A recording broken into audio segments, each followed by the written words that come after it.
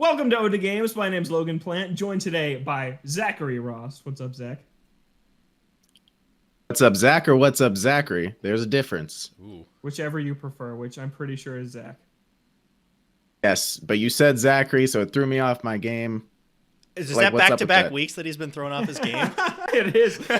Every week We're you also just try to joined- throw me off my game. Sorry, Zach. Also joined by Kevin Valine. How's it going, Kev? Going good. A little bit of a lighter news week this week. That'll be Yeah. a nice little change. It is. So we're going to kick it off with an impulse buy that I made. Play a little guessing game. What game did I buy on Switch, a physical version of, this week? That's already out. It's not a pre-order. Yes. No. I'm going to show it to the camera if you're watching our video version. Specifically, a physical version. That's a hint. That's a big hint Physical. for what it version. is. Big hint. There's a lot of physical. Did you? No way you. A game I already owned digitally that I saw physically and impulse grabbed it. It had to have been cheaper. Man, what is this? What do you own not physically? Cheap on Switch? I don't believe it. Wouldn't be 3D. Did you World take a if guess? just bought it. No. Man, I'm trying One to more remember hint. like what games you bought digitally. Mystery DLC Dungeon? came out. No. DLC came out for this game. Final Fantasy VII Remake. I did not buy. I did Pocket not buy the edition. DLC digitally, so I bought the physical version that has all of the DLC included. Smash Bros. Cap and Toad. No, the answer is Cadence of Hyrule. Oh. Physical version. I saw it at the store and I just grabbed it. Nope, wouldn't have gotten it. It's neat. Yeah, and I've been playing Kings that of lately. Hyrule is How much was it? sick. I got 20? it. It was on sale for 30, and the DLC itself was 15. So I was like, Okay. why not? Pay an extra Why not 15 to have the 15 for physical copy. version? Yeah, Not a bad yeah, deal. but pretty cool. That game is great, but I'll talk about a little bit of that later. Let's jump into the news. There was a Monster Hunter event this week. Most of the Rise stuff I didn't look at because I'm kind of on media blackout for that game. I think that Zach is the same way. It's coming out in like 2 but weeks, right? Yeah, 2 weeks from I can't even today. help myself. If I see something on social media, it's very hard for me not to just dive into it. I'm trying my best. Only Yeah, got there was another just that couple weeks. trailer showing a bunch of returning monsters from World, and I couldn't help but click on it, and I saw a bunch of people coming back. But I'm more about not wanting to see the new designs because it's cool the intro cutscenes when something new comes over the hill, and you're like, what's it gonna be? But I'm fine seeing the repeat monsters. I don't mind that as much. But yeah, a lot of Rise info. There's a new Rise demo that Zach and I tried out earlier today. But Monster Hunter Stories 2, big news there. It is getting a July 9th release date. It's coming out on both Switch and PC. And they also announced 3 new amiibo for it. Man, they just So pumping Monster those Hunter- amiibos out. Monster Hunter's going hard on the amiibo lately. And it's actually pretty cool because Monster Hunter Stories also had amiibo, but they never made it out of Japan.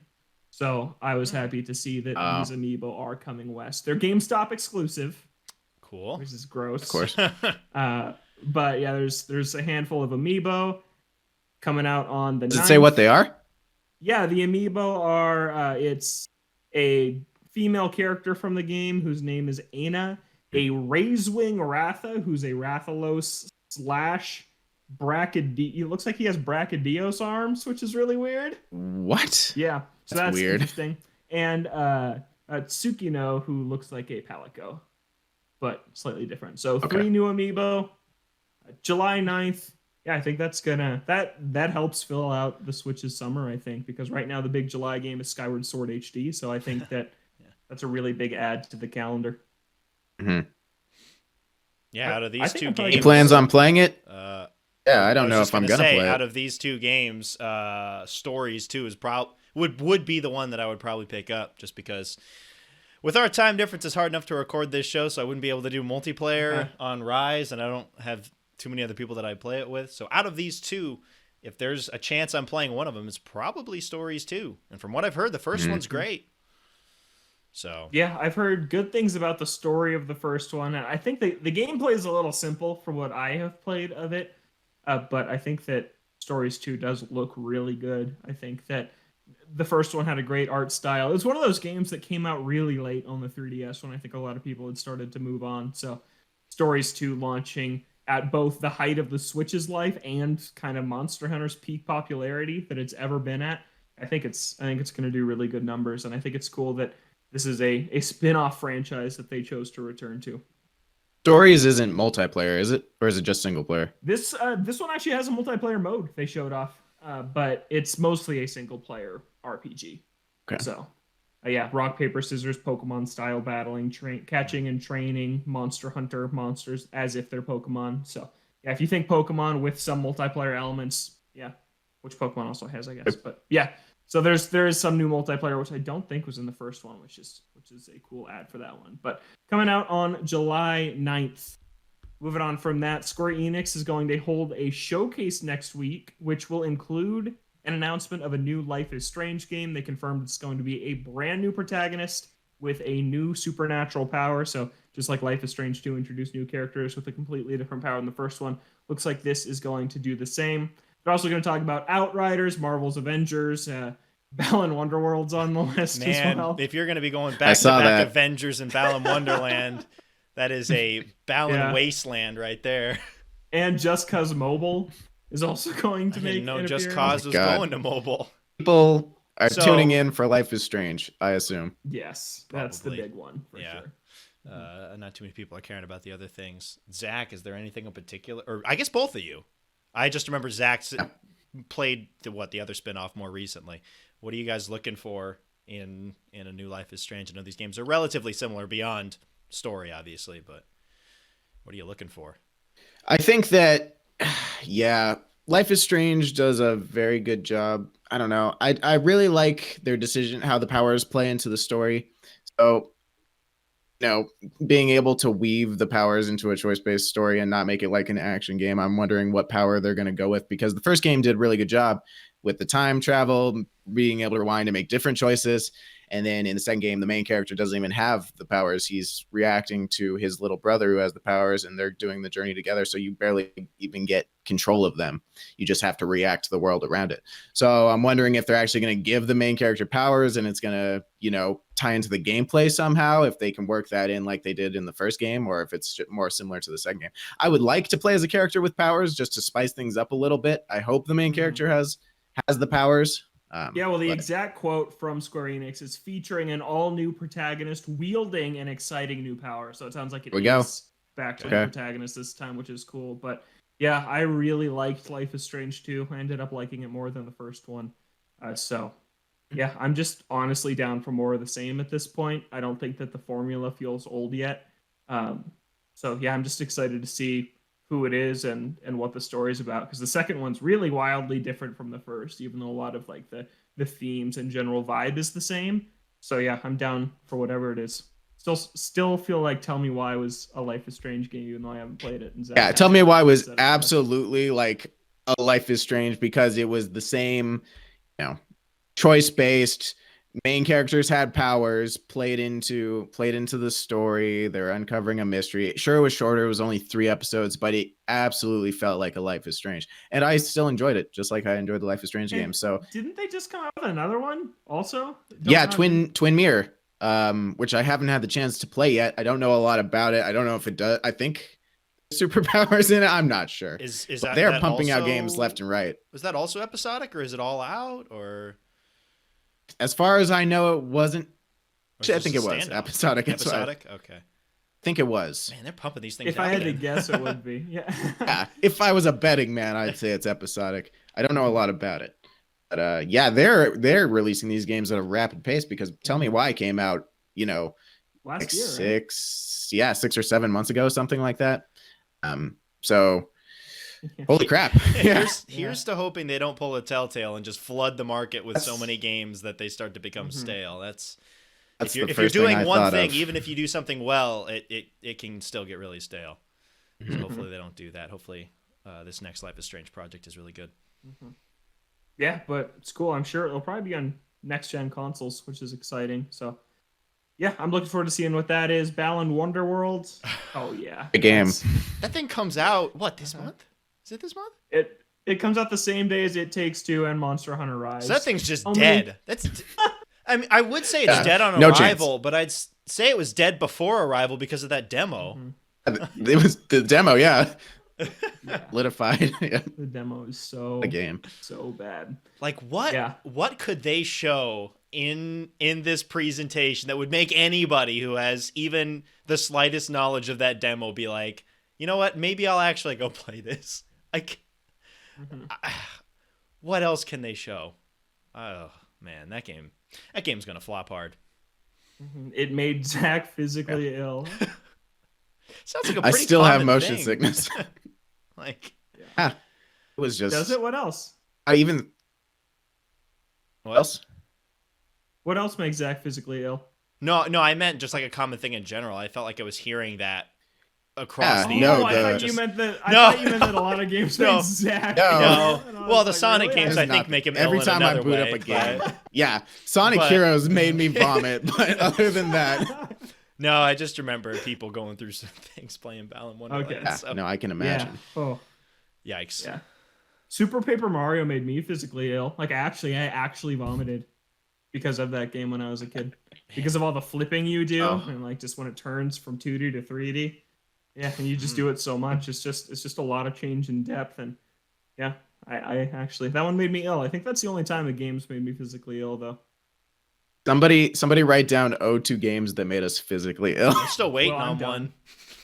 But Oh, Another okay. one. That, I guess we covered our you list. guys ever like at an arcade played that Star Wars? What is it? Star Wars game where you actually get inside like this pod, like you get in like did a it like sphere, move you and stuff? and then a little bit, yeah. But the screen it's a 360 screen, so you're surrounded by an entire thing. and Oh. it made me sick. That thing made me sick too. Yeah. The games that made us physically ill. Secret of Mana got close. Like, Yeah. That Wait, game led to like- the Arby's trip that made Logan Look, physically ill. wait, were you physically ill for that one? I thought you That were was a physically ill separate before that Arby's one. trip that made me physically Oh, ill. yeah. gotcha. I Okay, my bad. I felt physically ill at Arby's, but not because of the food. Yeah. I think that the next time I went to Arby's, I became physically ill. Again? Or that was my return to Arby's after I not think going that's what it because- was. I remember you. Yeah. Man, we're going off on a stupid tangent here. Yeah, I just, I just remember when we were going to Arby's, you mentioned something about that. I'm like, okay, well, Yeah. That was Going my big Arby's. return. Let's hope it's better. Big return to Arby's after a year off. uh, Okay, we got to move on though. yeah, that was fun. This made some PlayStation fans physically ill. Phil Spencer says that some future Bethesda titles will be exclusive to platforms that have Game Pass. This comes this week as the biggest story was that Microsoft, the acquisition of Bethesda is complete. The merger has officially happened, and they were really celebrating online and kind of really milking the acquisition on social media. What else for has the last Xbox 3 got days. going on? Yeah, for Even- sure. Yeah, Um, yeah. But yeah, Phil Spencer he basically said that not everything is going to be exclusive. It's what he said before. He said they're still going to honor the contracts they have. So that's talking about Deathloop and Ghostwire Tokyo, which have exclusivity deals with Sony.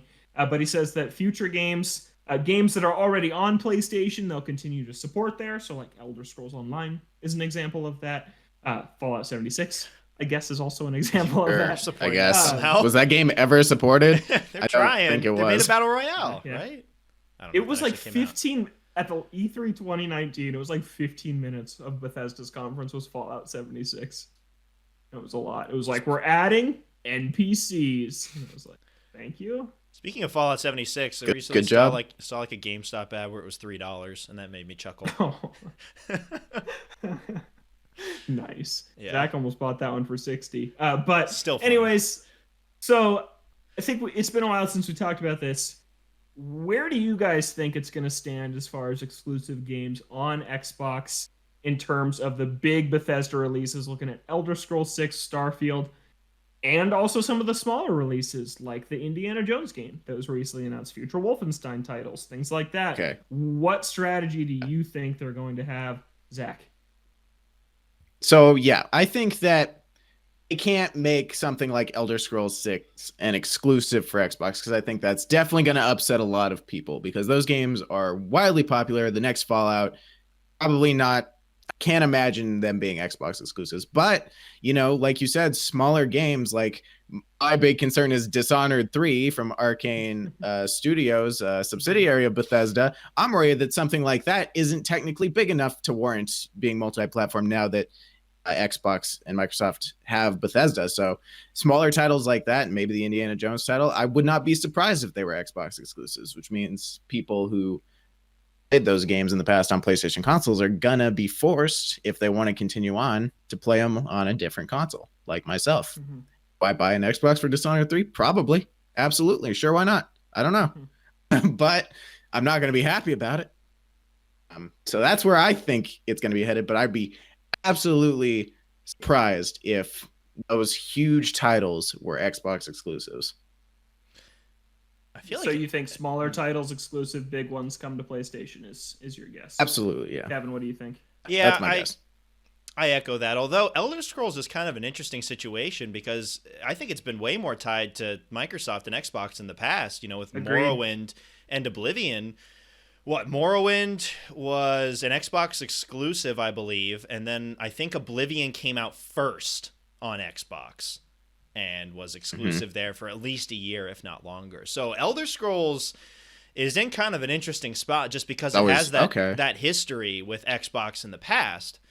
So maybe they try to pull, I don't think those big games will be exclusive completely, but maybe they pull a year exclusivity thing. I mean, Sony has done that in the past, and they've done that with DLC maps too, even for games that went multi-platform. I could see Call of Duty, yeah. I could see Xbox going a year exclusive on an Elder Scrolls, maybe, or a Fallout. It's a possibility. They'd be like, hey, play it first on Game Pass and on Xbox platforms, and it comes to PlayStation and whatever consoles it's going to come to later. Like that is very much a possibility. I don't think they're going to be completely off of other platforms, but I do think that there is definitely a chance that there's some sort of exclusivity window, whether that's 6 months, whether that's a year. There's a chance of that. And the other thing with the whole talk about, it's coming to these games in the future are coming to platforms that support Game Pass.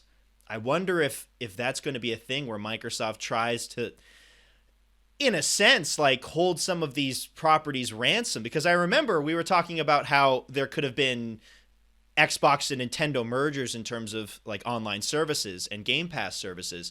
I wonder if they could use Game Pass and the fact that they say that these games are going to be exclusive to Game Pass to leverage that to try and get it onto other platforms. Maybe it's something they'll try. Maybe it won't work, but I could see that being something that they try. Hey, if you want the next Fallout day and date with its release on Xbox, support Xbox Game Pass on whatever platform it is. But we will never see Game Pass on PlayStation. You could see it on Switch maybe. But I don't think Xbox wants it on PlayStation, because the reason to get an Xbox is Game Pass. So if you have it on PlayStation, but yeah, I could see it on Switch for sure. I think that would be really cool. But what I think is kind of interesting about this whole discussion is that if Sony had bought Bethesda, we wouldn't even be discussing this. It'd be like, wow, Elder Scrolls 6 is going to be a PlayStation exclusive, because that's just what they do. And it's with the exception of MLB The Show, which is now coming to Xbox this year. Well, they've been moving games to PC, but yeah, I was going to say except for PC, but they also don't move games to PC until 1+ years after the fact. Yeah. Is kind of the current strategy. It's we wouldn't even be talking about it, I don't think. It'd be what a move to take those games away from Xbox. But for some reason, for Microsoft, and I'm on that side too, we all talk about it as if they all have a good chance of going elsewhere. And I just think that's really interesting. Because Sony, it's when they bought Insomniac, no one was I wonder if they're going to start throwing Insomniac games elsewhere. It's nope, Insomniac games are only going to be on PlayStation now. So I think that's interesting. As far as Elder Scrolls, the big titles, I don't know what I think. Because, yeah, you could say that they'll make a lot more money from the game itself if they put it on PlayStation. But how many consoles will they sell if they only put it on Xbox and on PC? I think they'll sell a heck of a lot. I think there's a ton of people that would want to play Elder Scrolls but don't have a PC to support it. So I think they'd sell a ton of Xboxes. So I'm I'm kind of leaning towards Elder Scrolls 6 being Xbox exclusive. I think that's going to happen. Other games, not sure. I don't know. I kind of think that more is going to be exclusive than people think.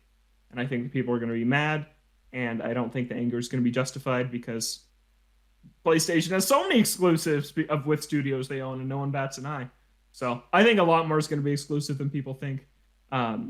Or it could be that thing like we talked about where, oh, you have it on Game Pass on Xbox, but $70 on PlayStation, which is another huge draw. So yeah, I still think there's a lot of ways that this could go. Mm-hmm. It'll be interesting to see how it plays out, and if we're going to be going for a case-by-case basis, or if it is going to be a thing like, oh, all these are exclusives, and then you're waiting for the one that's not. I wonder what kind of pattern they're going to set relatively early on. And it sounds like they're going to be doing a presentation this summer that'll feature Bethesda content as well. So I wonder if we're going to hear more about that in terms of maybe release windows and things for some of these games, where we'll maybe get a better idea of what platforms they'd be coming to. What games do we know of in the pipeline that could come to Xbox? Do we know of any? Because Elder Scrolls and Starfield still feel years away, and the two we know about right now, Ghostwire Tokyo and Indiana Jones, are both only on PlayStation.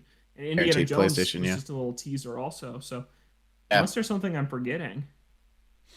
They're probably Fallout if anything, 77. it would probably be a newly announced title, maybe in a series that's maybe they go back to Machine Games for another Wolfenstein or something, or go back to one of these other studios. And then I assume that we'll hear something on either Starfield, probably Starfield, because it sounds like Starfield's closer than Elder Scrolls is. I would bet we'd hear something about Starfield, whether or not that's like full on like gameplay or something. I think that Starfield would at least make an appearance. Yeah. I think that one is going to be. I think that one could easily. Speaking of which, though, just kind of thinking about how Xbox has been acquiring all of these studios. Man, if these games do become exclusive, can you imagine in like 2 or 3 years when you've got Starfield and Elder Scrolls joining all of these other studios, probably pumping out games that are going to be coming out around the same time? Because they bought these studios, and they've been working on games for a while, and that's probably going to come to fruition in the next 2-3 years. I feel like there's going to be a lot of titles coming to Xbox here pretty soon. Yeah, I think that having an Xbox this generation is going to end up being really great, and I think that all three of us will probably end up with an Xbox at some point, which I think we've talked about before. We'll all probably end up grabbing one. This Series S. I wouldn't mind getting back into the digital Xbox edition ecosystem sometime in the future. I love my 360, so I've never going back. I had a original Xbox way back when, and it's been pretty much nothing since. So, but maybe it's gonna be they're gonna force jarring. your hand. Yeah, I'm still curious to see how good Halo Infinite's going to be, which they've been posting new screenshots of. Like, they've been slowly dropping stuff about that. That's going to be a big fall game. So, yeah, a year delay. I'm really interested to see how that game turns out. Game Pass, though, got a ton of Bethesda games as well. Most are coming to everything, which is streaming, PC, and console. There's a few that aren't heading to all three of those places, but this is a pretty stacked list. Dishonored 2, Doom 2, Doom 64, Doom 3, Doom Eternal, which I think was already announced to be coming to Game Pass, Fallout New Vegas, Fallout 4, Fallout 76, Prey, Rage 2, Morrowind, Oblivion, Skyrim, Elder Scrolls Online, The Evil Within, Wolfenstein: The New Order, Wolfenstein: The Old Blood, which is that an expansion? It's basically an expansion, like a DLC. Yeah, and then Wolfenstein: Youngblood. That's a ton of games. Wait, they picked Youngblood, but not the new Colossus. Yeah, it was not listed. Is it already on it? Maybe. I don't know. Maybe that's it. Either way. Yeah, because there was a few you listed that I was like, you didn't say Fallout 3. Is Fallout 3 already on there? Is it not coming? Like, I assume some of the ones that weren't listed might already be on there. If not, what a pick to go Youngblood over the new Colossus. But yeah, that's a lot of titles going to be just dropping on the same day for people. Yeah, there's a lot of like pretty big variety of stuff in there too. Like really old Doom games. You have a ton of different franchises represented here. Like Prey is a game I've always been like semi interested in. I've always thought that game looked kind of neat. It's included in this. Rage 2 people did not like, but hey, if you want to try it out, it's there. Yeah. So yeah, I thought this was a lot. I mean, the 3 Elder Scrolls they're adding alone, that's like 300 hours easy right yeah. there. If you, and then the Fallouts are huge too, and then stealth games, action games. That's a lot of stuff there, and that's all technically a part of Microsoft's first-party stable now, which is pretty crazy to think about. Yeah. Yeah, one fell swoop, that first-party suite became a whole lot bigger. Mm-hmm. Yeah, I'm excited. I'm excited to see where Xbox is at in a few years, because I just didn't think about them for the last 7 years. I did not think about Xbox really at all. They didn't really give you a reason to. It's like, again, it was like my situation with the Wii U and just forgetting about Nintendo's console games for a generation. Xbox did the same thing this last generation because they weren't bringing anything. So hopefully they'll get some big titles to push people to Xbox. Yeah. The Xbox One had fewer memorable first-party titles than the Wii U. Which is pretty sad. Yeah. Way more third-party titles, to be fair. But yeah, the first-party output on Xbox One was just abysmal. Yeah. Not good. And then our last little bit of news here, Super Nintendo World is opening March 18th. That's in 6 days, Kevin. Yeah. Holy crap. Is. And I'm not going to be going down there yet. One, because I still would not like to travel down to Osaka. I'm not planning to go to any big city anytime soon. But two, God, I still have to imagine that opening, despite everything that's going on, would still be insanely packed. So no chance that I'm going there right away. But I'm still curious to see how these how like the coin games and the watches bracelets are gonna work with real people in there. So that's going to be something I'm going to try and keep my eye on as the park's open for its first couple of weeks to see how smoothly that actually goes. But I've been seeing people import the wristbands to America, and they work like amiibo, which is cool. Like if you have the Mario wristband, it just acts as a Mario amiibo in any game that supports a Mario amiibo, which I think is pretty cool.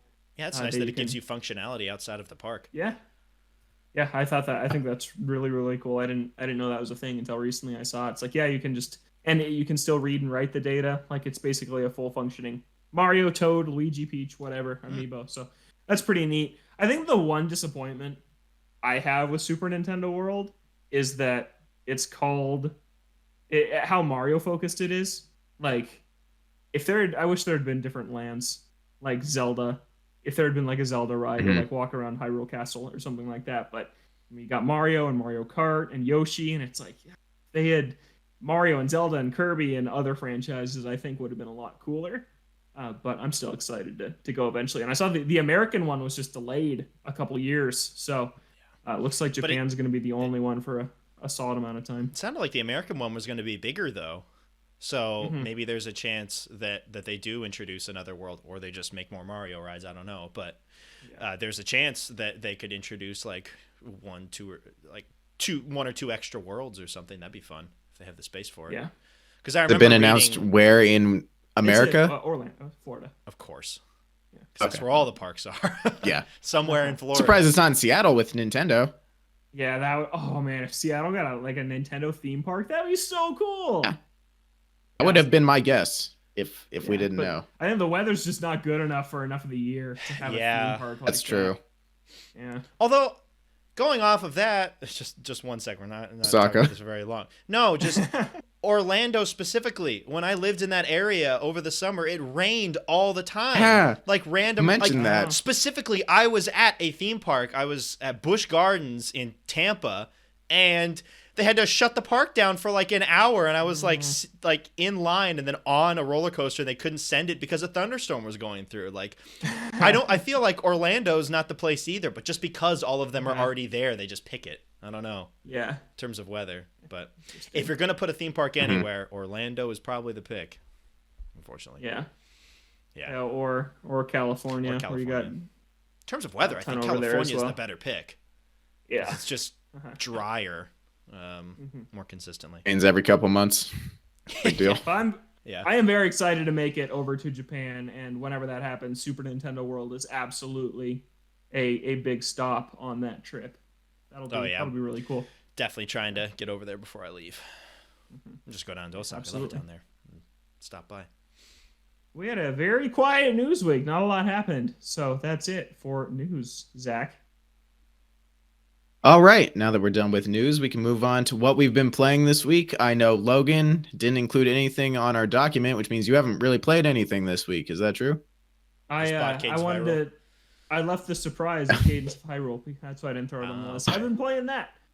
There's some DLC that I've been playing a little bit of.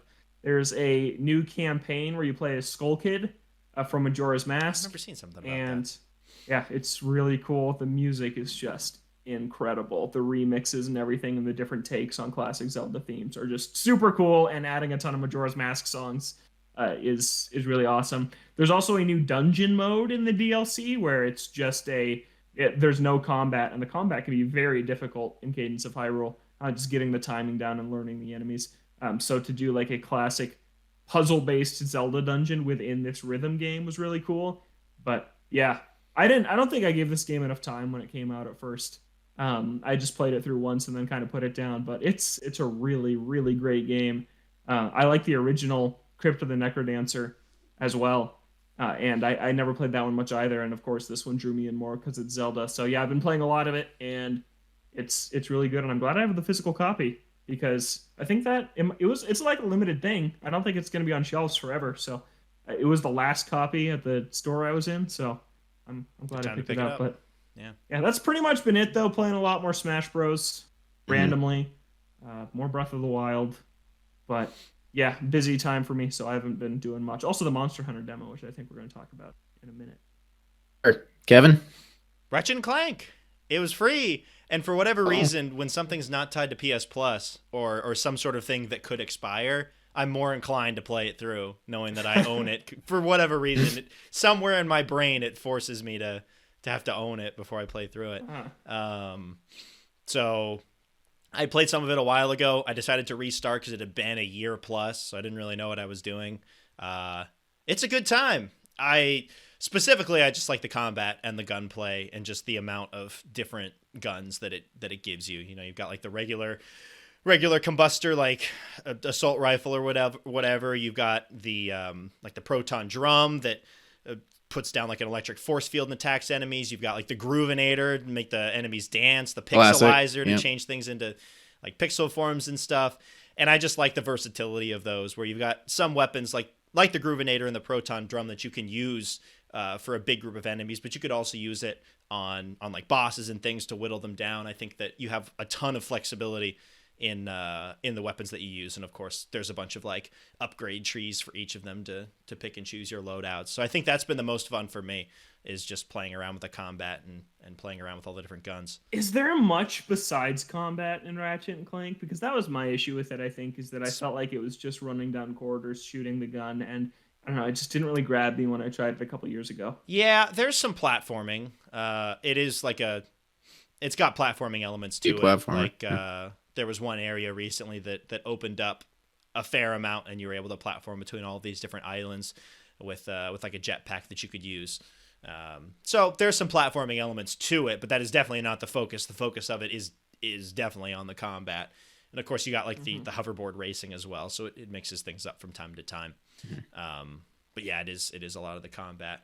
The game looks really good. It still looks good despite coming out 5+ years ago now. The game still looks really good. The cutscenes from the movie look good, but they don't always fit with things. Like they're like piecemealed in there. Like it kind of works. Like you're watching it and you know it's from the movie because it looks better than the other cutscenes do, even though the other cutscenes look good. But the movie ones definitely look 1,000 times better.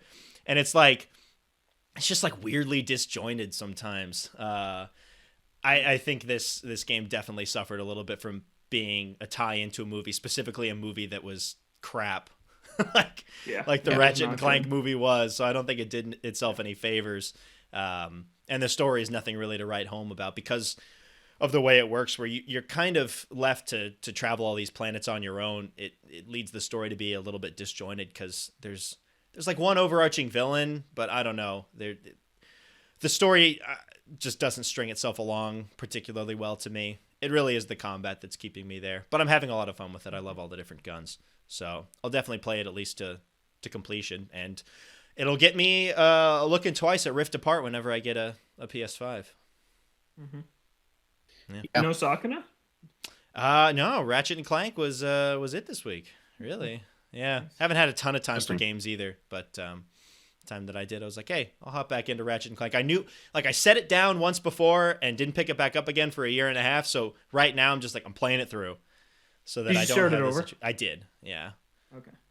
I put like another session in. It was like 2 or 3 hours. And then I got back to about where I was at. So it wasn't too much. And I like going back in, I tried to go back in and I had no idea what I was doing or like what my upgrades were or anything like that. So I'm like, I'm just going to start fresh and upgrade these from the start. So I know what's good and know what upgrades I put all my weapons into.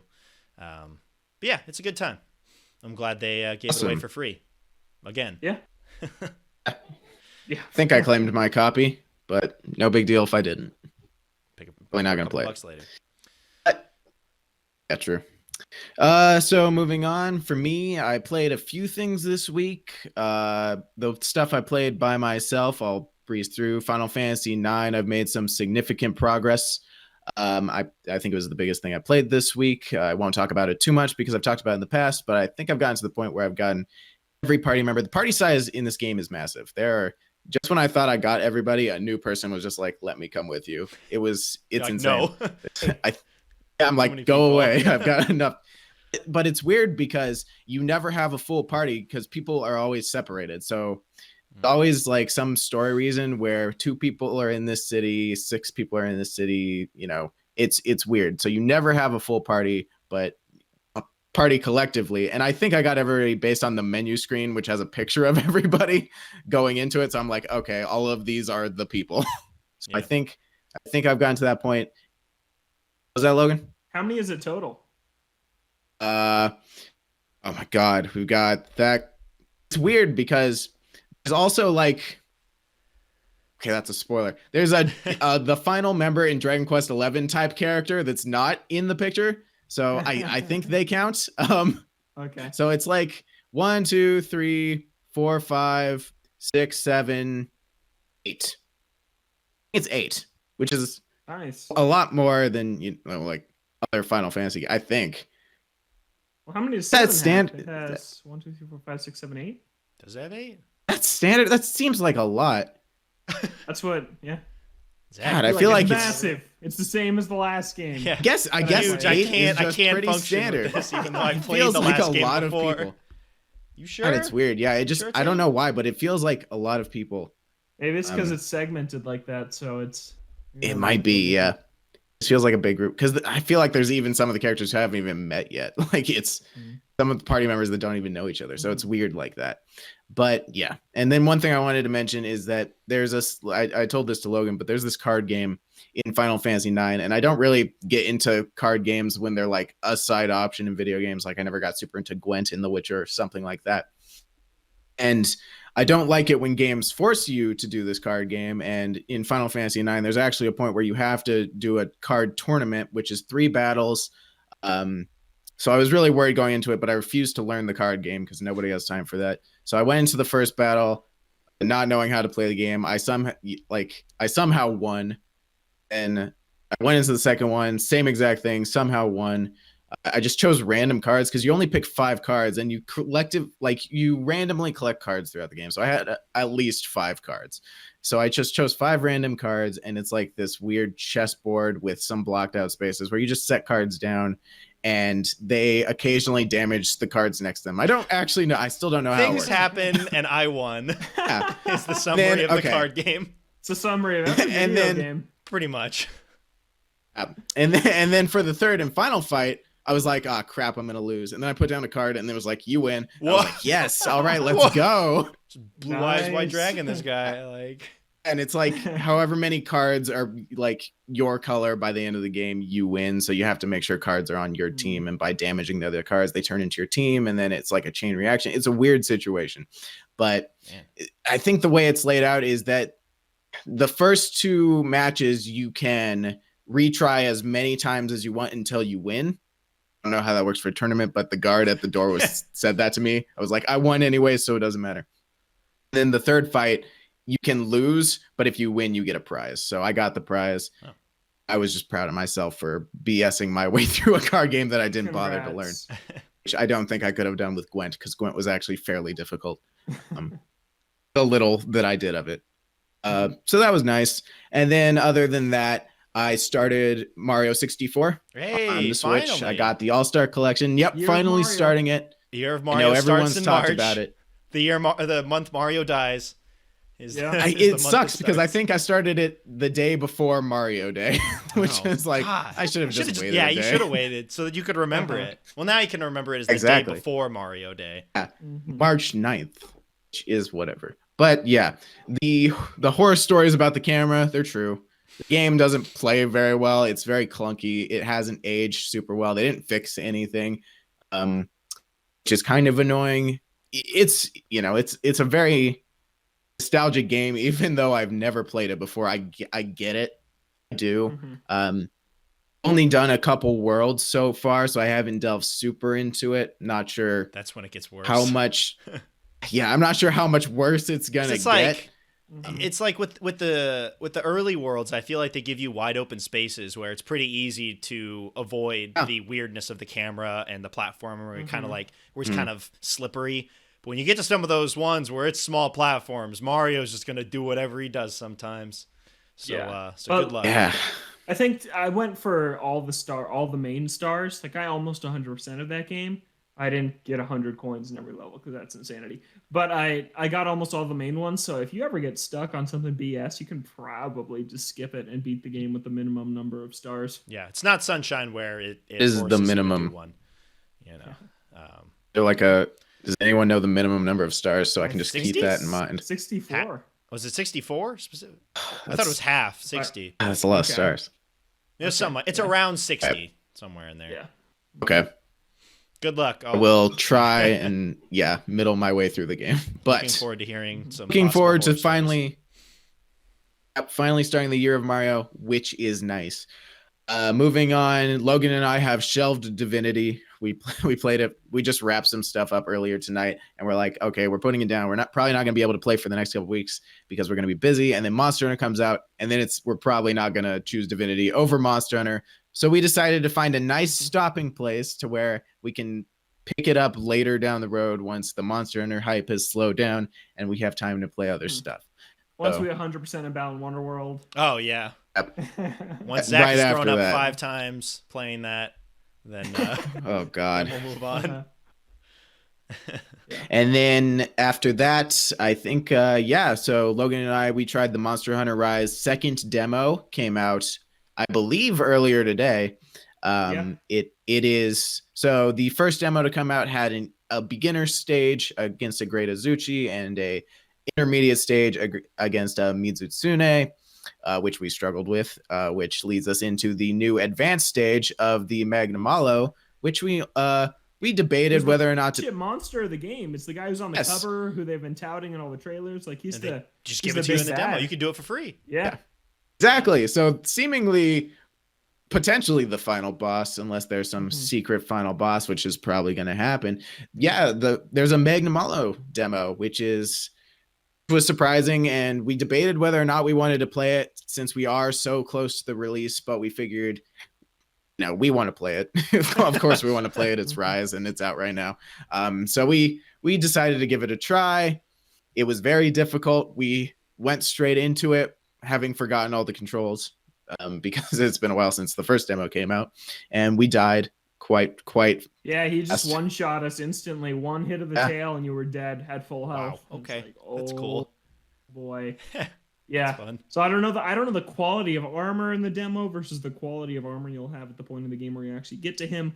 Or They said actual skill intentionally- building. Like I'm pretty sure they said this is designed to be an extremely difficult demo quest. Like there's even it says it's the advanced level quest, and then over Magnamalo on the demo screen, there's this huge in red capital letters danger. Wow. So it's like yeah, they know it's brutal. It's very I've been seeing welcoming. on Twitter that Monster Hunter experts are struggling with it. So yeah, it was cool though. He's a cool monster. I think right now our biggest concern is if the quests are going to scale for 2 people like they do in Iceborne, like they didn't in World, because in World originally it was single player or multiplayer. So if you played with 2 people, the monster had 4 times the health as if you The played biggest alone. disadvantage. Yep. Yeah, and then they fixed that in Iceborne, and it was single player, 2 player, or 3 and 4 player. And I'm hoping it's like that in Rise, but I haven't seen that in any interview, in any information about the game yet. They haven't talked about that. No one's been asking the real questions. I saw a Yeah. Reddit thread where people seemingly tried testing it out, and the results were leaning towards there is 2-player scaling. So I very much hope that is the case, because I can't go through just like an extra hard. I guess that's what made us so good in World, is that at some point Logan and I were just against the odds. Yeah, we kind of breezed through. we did. Yeah, Yes, that was. But Guess it's we'll find 2 out pretty weeks soon. away. Yeah, very excited. But I think that wraps up what we've been playing for the week. So we'll move on to our O2 segment, Kevin. This is a momentous occasion. I can't believe no it. one listening to this will know this ahead of time. But this is a segment that we have had on the back burner. God, I want to say it feels like a year. It could be a year or longer. And we have put this possibly into a show at least 5 times and never gotten around to it. Big news days. So it's finally happening. We're finally getting to the games that we thought were the pinnacle of graphics. We had to get to this at some point before these picks become even more outdated. We had to add a bunch more. So yeah, now everything looks better. Yeah. We're going to talk about our best looking PS2 games. Yeah. So there's no real specific rules for this. It's not like we were doing per generation or anything. These are specifically just a couple of games that you remember playing where you had a thought like, I don't think games can look any better than this, or this is crazy. Like, I can't believe this game looks like this. Logan's got the most on here on his list, so why don't we start with you? You got a number of games on here. Yes, I do. I do have a few. Halo 4, I recall playing and thinking that it was just gorgeous and that nothing would look better. This is one I haven't gone back to see if how it looks today. Haven't gone back to it, but I just thought it was gorgeous. I'm sure it's still a great looking game because late era 360 games still look pretty good for the most part. So I'm sure it still looks good. And then in that same vein, Battlefield 3 I thought was so realistic. Where Halo 4 was beautiful and had a distinct art style, Battlefield 3 was going for that realism look, and I thought it looked like real life. I've gone back and looked at that game. I'm like, wow, that does not look like real life anymore, which is pretty crazy. That was about a decade ago now, but yeah, I thought that game was just gorgeous at the time. Everybody's Gone to the Rapture, I thought looked photorealistic. I don't think it does anymore. I still think it's a very nice looking Didn't like that game. Exactly. Time that game comes up, I have to mention that I don't like it. And then Sonic Unleashed is a gorgeous game. I played that on Wii, and then I got a 360, and I played Sonic 06, which does not look great. I'm like, oh, really? This is all that the Xbox does compared to the Wii? But I didn't know at the time how rushed that game was, and then it was like the very beginning of the console's lives. And then Unleashed came out, and I was like, this is real HD Sonic, and I still think it's the best looking Sonic game. Generations, colors, forces don't look as good as I think they probably Unleashed. had to scale it back down because Unleashed ran like Garbo at some points. Yep. That would be one where like I don't necessarily need to have like a remake of it, but I'd be interested in seeing that thing running on current gen, like optimized really well. On Series X, I'm sure it plays. Mm-hmm. Yeah. Yeah. Ooh. You get like a 4K 60 FPS or what is it? 1080p 60 FPS. Do you have to pick between either one? Either way, that game at 60 FPS would be pretty great. 60. Yeah. Like, but that game still looks great though. I remember when we played it together, I still thought that game just looks good. Really, really Rest of the game, especially, but the game looks. The day levels are great. Yep, night levels. And I'll die on that hill. They're great. And the night levels are. No, they are great. Yeah. And then my last pick I won't say because it's a pick we all share. Okay, Zach, you want to go for your one pick that's not our shared pick? All right, I'm gonna. Well, I just thought of another one. Feel free. Yeah. So Quantum Break, I think that game looks really good half of the time because half of the time it's actual like TV episodes, and you can't really get better graphics than literal actors and people. So I think that that's a pretty good pick. Then we've got the other one on my list, I believe, was God of War. Yeah. Is that right? God of War. God of War. So we've got God of War. PS4 was absolutely by far one of the best games I've still ever played visually. And now it's better on PS5 than when you even Yes, played it. exactly. So we've got actually Yeah. a better version of this game. But, when that game came out, unsurprisingly, it was the best game. Visually, absolutely stunning, both the environments and Kratos himself. It was the locked camera where it was just one continuous shot that was, really well done, I believe, where it wasn't cutting away. And then, just the fight scenes, the enemies, the weaponry, all of that collectively just made for one extremely beautiful game. Even the story was done extreme justice with how beautiful that game looked, and compared to all the God of Wars, it's a real step up considering the last God of War came out on PS3. So absolutely gorgeous game. I think we can all agree on that, even though Logan never finished it, so he never got the full experience. And he never will. I think that was by far still one of the most beautiful games I've ever played. Definitely looks good. Looks really good. As for me, I'll add another game in here as well. Going back to my old favorite, Viva Pinata. Specifically, this was around like the early days of the Xbox 360, and I was coming from the GameCube and playing games on the Wii as well. So just seeing anything really running on the 360 was pretty cool. But I just remember like the effects that they would put on the pinatas and the look of the grass and everything, where it was like you could see like. It doesn't look that great now, but what looked like individual like blades of grass and things. And I always thought the water looked really pretty. I think that game still looks nice due to its art style. But I do remember as a kid playing through that and just be like, man, this game looks really good. And GTA 5, which, man, it's weird that game's as old as it is. Well, it's turning 8 this year. Turning 8. This August will be 8 years, which is wild September. to me. That I bought this game 8 years ago. But when it came out in 2013, basically at the end of the 360 PS3 generation, that it was pushing those consoles to their limit. But I'm still amazed at how much they were able to pull out of the 360 and PS3 to get those games running. Because not only do they look like good, Cyberpunk. right? It could have been like Cyberpunk and not run well at all, but it visually it looks great and it runs really well too. And just seeing like the scope of the world and how big that map was with the amount of things that you could do and just how pretty everything was, just like going out into nature or something or doing all those, like that was the prettiest looking game that I had seen for a long time until the next one that we're going to talk about. But I just remember being blown away by GTA 5 and just being like, man, I don't know if games can get any better than this. And then it itself got better onto PS4. It'll get better again on PS5 somehow. And then eventually we'll get GTA 6, which will probably blow me away again. But I just remember how big of a deal GTA 5 was when it came out. Well, Red Dead 2 looks amazing. I just haven't played it personally, so I couldn't throw it on my list. But that game looks gorgeous. And I'm sure that GTA 6 will probably be a step up even from that. So just...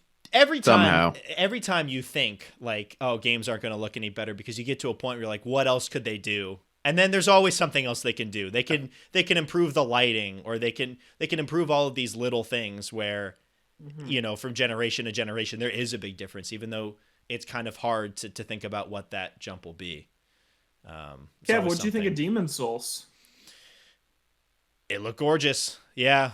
It looked really pretty. I just didn't have enough time with it, Like I played it for all of 10, 15 minutes just at a friend's house, but on a big TV, that game looks really good, and I'm sure it looks even better when you get to the actual boss fights again. I was just like walking around in like the castle areas. Yeah, that game looks really pretty, and I'm sure it would be on there if I was a Souls fan and spent more time with the game. It is definitely a looker. Before we get to our last one, go ahead, Zach. You got. Yeah, a recent example of just the little changes that you can do to make something look that much better is that Final Fantasy VII Remake coming from PS4 to PS5. One of the biggest changes is just the textures on, the ground and everything around you. And that just does it a lot of justice because I didn't even really notice textures were that, not super high res. So you just don't know it's a problem until or not necessarily a problem, but you don't realize that it's a thing until they show you the better version. Like, oh wait, could be a lot better. You just don't know it. Yeah, exactly. Yeah, I feel like that's going to be a lot of the changes. I found the conversation we had in our group chat when I pitched this O2 idea. Oh, what was the date on that? It was July 29th of last year. Okay, so it has been three quarters, over half a year. Yeah, over half a year. It has been a while. I'm glad we're finally getting to it. 2/3 of a year. And then here, the surrounding conversation. Zach and I were almost done with Far Cry. You were playing Bug Fables. And then I got excited that they announced Fall Guys for the PS Plus game for August. How did we get to this? These games don't really here we are. With that. Okay. We finally made it. All right, you guys ready to talk about... All right, who's going to be the one to say it? You guys ready to talk about Uncharted 4 again? We've only talked about this game a couple of times, so we won't linger on it too long. But when I played it for the first time, it was absolutely gorgeous. And every time I look at the game since, I still think that game looks absolutely crazy. Good. Yeah, that game looks amazing. And then Lost Legacy actually looks even a little better than it now. I know. It's somehow they pushed it a little further for Lost Legacy. Just the Chloe from Uncharted 2 to Uncharted Lost Legacy looks like a completely new person. That's how updated it's crazy. Yeah. Even coming from Uncharted 3 to Uncharted 4, every character looks way more real.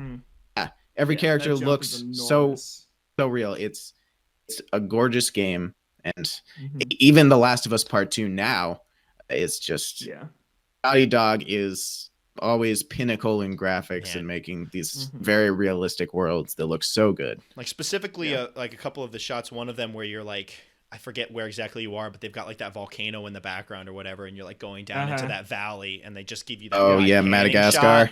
Looks gorgeous. I just remember some of the things in the the pirate village that look absolutely stunning. Libertalia. Like just like some of the set pieces that they decided to go along with. When you go to Zach knows all the names of the places. The snowy place, the cemetery. Do you know that? Was that at the Scotland? beginning? Yeah, Scotland. Yeah.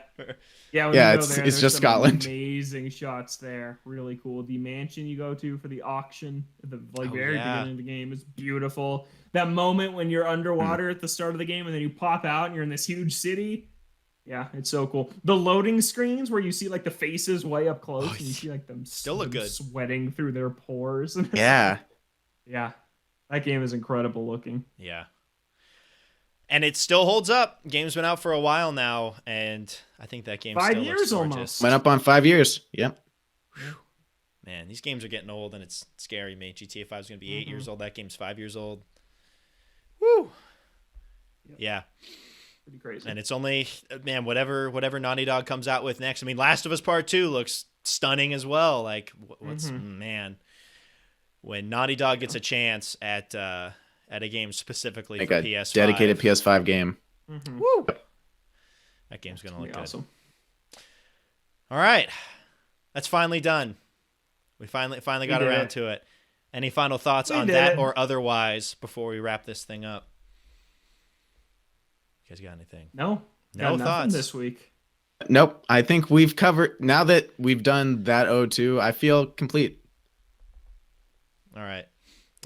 Looking forward to Balan Wonderland and seeing how bad that's going to look. Wonderworld? Wonderworld, Wonderland, Balan, Seizure Land, I don't know. What's it called? Balan Wonderworld. Wonderworld. Right? Balan Wonderworld. Yeah. Yeah.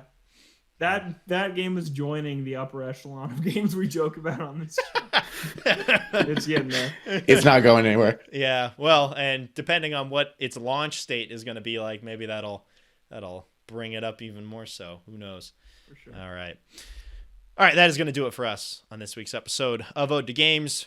We're here on Fridays on Apple Podcasts, Spotify, other podcast streaming services that you may use. Our website as well, odagames.com. The audio version of the podcast is up there every week as well.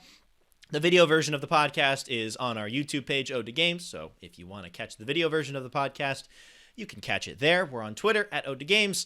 We're on Twitch, Ode to Games as well. Eventually we'll get back to that. You can send an email to odegamescast@gmail.com. For Logan and Zach, I'm Kevin. Thank you so much for listening, and we'll catch you next week.